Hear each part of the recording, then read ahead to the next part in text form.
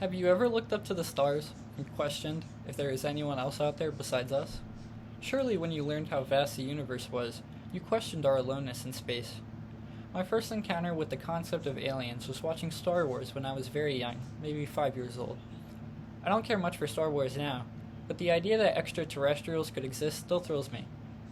It was only when I got to AACC and took a class called Life in the Universe where I realized that there was a field of study specifying in this niche interest I had.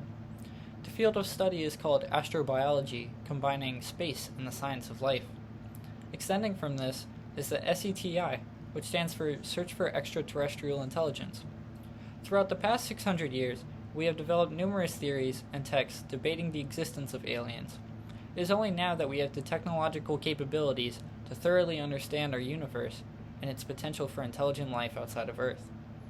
Through extensive research and taking a class here at AACC, I am qualified to inform about the search for extraterrestrial life using quality sources. Before there were any labels describing what we know today as aliens, the idea of beings outside of Earth was a relatively new concept.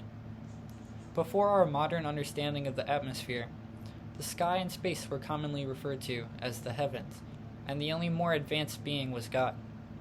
Religion played a crucial role in science, and especially astronomy, as creation is viewed were being challenged every day with new scientific discoveries. Up until 1543, we believed in a geocentric universe, meaning everything, including the sun, was theorized to revolve around us. It wasn't until a German philosopher named Nicholas of Cusa proposed the idea that other worlds could harbor life, dedicating their origin to God in a similar way to humans. This view was quite controversial, but ended up passing with the church as they did not find a reason to persecute Nicholas. In fact, Nicholas of Cusa was made a cardinal to the Catholic Church for his contributions to what would soon be a thriving field of study. Nicholas set a precedent regarding how astronomers would present information and new ideas for the next 200 years.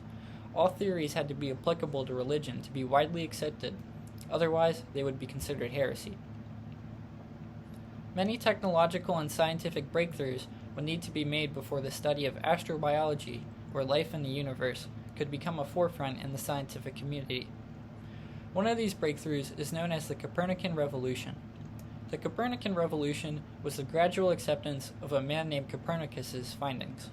Copernicus, in his first work, the Commentariolis, describes a heliocentric model which entails that in our solar system, everything revolves around the sun. Before then, it was almost a perceived fact that the Earth was the center of the universe.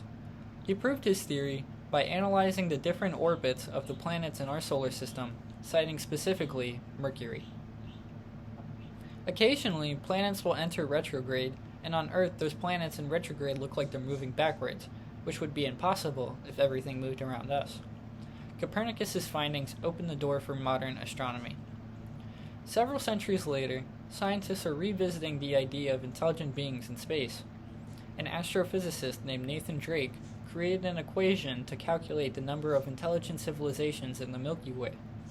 Before presenting the equation, I would like to state that all values are speculative and that this equation supports a theory and not a fact. So here's the equation.